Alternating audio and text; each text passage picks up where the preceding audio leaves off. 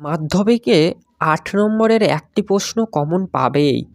তাহলে দেরি না করে ভিডিওটি শুরু করা যাক। Welcome to my YouTube channel একে কোচিং।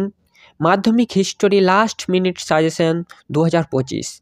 3টি প্রশ্ন থাকবে, 3টির মধ্যে একটি প্রশ্ন করতে হবে। তাহলে আমি সব থেকে মোস্ট ইম্পর্টেন্ট কোশ্চেনগুলি আপনাদেরকে জানিয়ে দেবো। এগুলি করে গেলে 8 নম্বরের একটি প্রশ্ন কমন পেয়ে যাবেন। 1 নম্বর, প্রাচ্য ও পাশ্চাত্যবাদী বিতর্ক কী? উচ্চশিক্ষার বিকাশে কলকাতা বিশ্ববিদ্যালয়ের ভূমিকা। মোস্ট ইম্পর্টেন্ট প্রশ্ন, এটি অধ্যায় 2 নম্বরে পেয়ে যাবেন।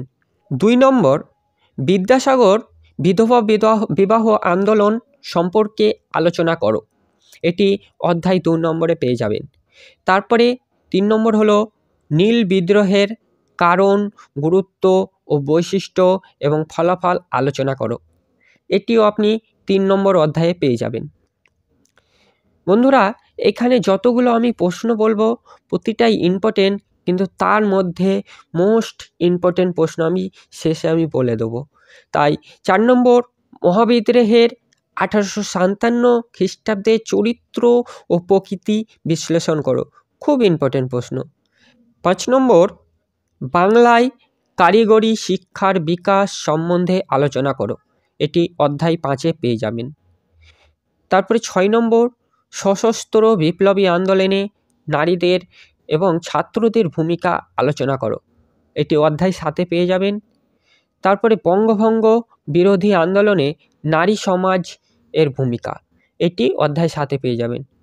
বন্ধুরা, এর মধ্যে সবচেয়ে ইম্পর্টেন্ট 1 নম্বর, তারপরে আপনি ধরতে গেলে এখানে প্রতিটাই ইম্পর্টেন্ট, কিন্তু তার মধ্যে বেশি ইম্পর্টেন্ট সশস্ত্র বিপ্লবী আন্দোলনে নারী ও ছাত্রর ভূমিকা, এইটা করে যাবেন। 1 নম্বরেরটা করে যাবেন। প্রাচ্য ও পাশ্চাত্যবাদী বিতর্ক কী? উচ্চশিক্ষা বিকাশে কলকাতা বিশ্ববিদ্যালয়ের ভূমিকা, এটি হলো 1 নম্বরেরটা। বন্ধুরা, চ্যানেলে যদি নতুন হয়ে থাকেন তাহলে চ্যানেলটিকে সাবস্ক্রাইব ও পাশে থাকা বেল আইকনটি বাজিয়ে রাখবেন, এবং ফেসবুকে পেজ থেকে যদি দেখে থাকেন তাহলে পেজটিকে ফলো করে রাখুন। এর থেকেও আরও নতুন নতুন ভিডিও পেয়ে যাবেন এবং মাধ্যমিকের অল ভিডিও সাজেশন পেয়ে যাবেন। ধন্যবাদ।